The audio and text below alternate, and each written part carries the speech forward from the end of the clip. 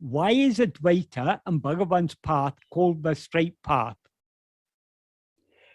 We have, all spiritual paths can be divided into two. Either we're looking at ourselves or we're looking at other things. This is the path of looking at ourselves. All other paths are looking at something else, attending to something else. If they're looking at oneself, then they're the same path. So we can look only in one of two directions. Either we look at ourselves or we look away from ourselves. All other paths are, in one way or another, looking at things other than ourselves. But one path that is looking at ourselves, well, looking at ourselves is by definition this one path of ātma-vicāra. This is Bhagavan's path. This is the true path of advaita. Although the vast majority of Advaitins miss the point, this looking at ourselves, that is what Advaita is all about. So long as you meditate on anything other than yourself, you've got duality, you've got a subject and an object. So what is Advaita meditation? It can only be meditation on ourselves.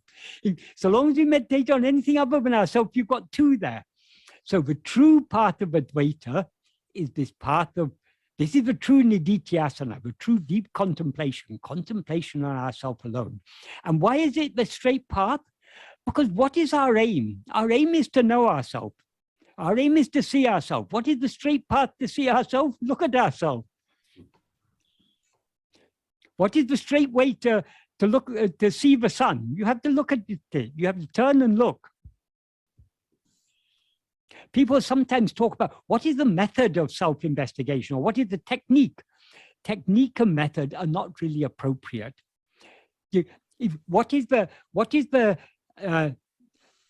technique for watching a film on television?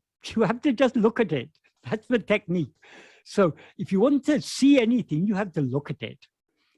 So looking, if you call looking a technique, okay, it's a technique, it's a method, but it's too simple to be called a method. A method or a technique are needed for difficult things. There is nothing easier than looking at ourselves. It seems difficult because we have so much liking to look at other things. In order to look at ourselves, we need to give up looking at other things. So long as we're looking at other things, our attention is only partial, at best, it's only partially on ourselves. Most of the time when we're looking at other things, we're completely ignoring ourselves. Ourself means the basic awareness I am. Even when we're thinking so much about this person we take ourselves to be, we're still attending to something other than ourselves because this person is not what we actually are. So long as I'm worrying about Michael and Michael's problems and how to solve Michael's problems, I'm not thinking of I'm not attending to myself. I'm attending to this fellow called Michael, who is not myself, who is just an appearance, who appears in waking and disappears in sleep. He existed, he seems to exist now. He didn't exist before his death. He's not going to exist after his death. He seemed to exist before he didn't exist before his birth. He's not going to exist after his death. So he's just a temporary appearance. So this fellow Michael is not myself. So long as I'm concerned about Michael, my attention is going in the wrong direction. So thinking about ourselves or attending to ourselves means attending only to I am, not to any of the five sheaves. So this is the direct path, because we're looking directly at what we want to know, what we want to see. What could be straighter or more direct than looking to see what we want to see?